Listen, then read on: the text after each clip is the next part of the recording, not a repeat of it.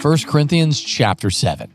Now, concerning the matters about which you wrote, it is good for a man not to have sexual relations with a woman, but because of the temptation to sexual immorality, each man should have his own wife, and each woman her own husband. The husband should give to his wife her conjugal rights, and likewise the wife to her husband. For the wife does not have authority over her own body, but the husband does.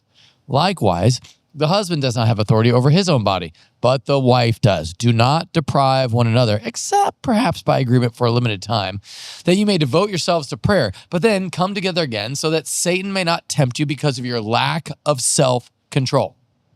Now, as a concession, not a command, I say this: I wish that all were as I myself am, but each has his own gift from God, one of one kind and one of another. To the unmarried and the widows, I say that it is good for them to remain single as I am. But if they cannot exercise self-control, they should marry, for it's better to marry than to burn with passion. To the married, I give this charge, not I, but the Lord. The wife should not separate from her husband, but if she does, she should remain unmarried, or else be reconciled to her husband. And the husband should not divorce his wife. To the rest I say, I, not the Lord, that if any brother has a wife who is an unbeliever and she consents to live with him, he should not divorce her. If any woman has a husband who is an unbeliever and he consents to live with her, she should not divorce him.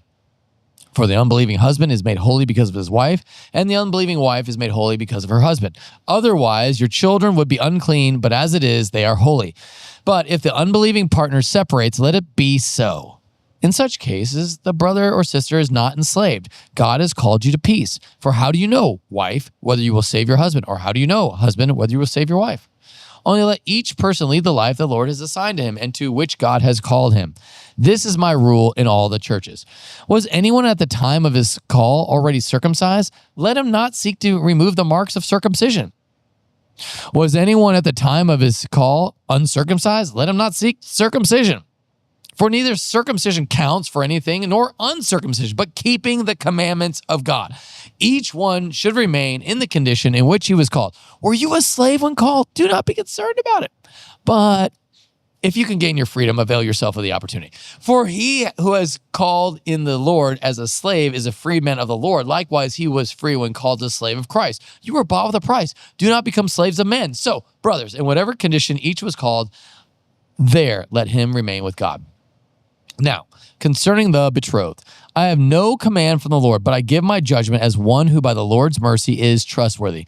I think that in view of the present distress, it is good for a person to remain as he is. Are you bound to a wife? Do not seek to be free. Are you free from a wife? Do not seek a wife. But if you do marry, you have not sinned. And if a betrothed woman marries, she has not sinned. Yet those who marry will have worldly troubles. And I would spare you that. This is what I mean, brothers. The appointed time has grown very short. From now on, let those who have wives live as though they have none, and those who mourn as though they were not mourning, and those who rejoice as though they were not rejoicing, and those who buy as though they had no goods, and those who deal with the world as though they had no dealings with it. For the present form of this world is passing away. I want you to be free from anxieties. The unmarried man is anxious about the things of the Lord, how to please the Lord. But the married man is anxious about worldly things, how to please his wife, and his interests are divided. And the unmarried or betrothed woman is anxious about the things of the world, of the things of the Lord, how to be holy in body and spirit. But the married woman is anxious about worldly things, how to please her husband. I say this for your own benefit, not to lay any restraint upon you, but to promote good order and to secure your undivided devotion to the Lord. If anyone thinks that he is not behaving properly toward his betrothed, if his passions are strong, it has to be, let him do as he wishes, let him marry, if it is no sin.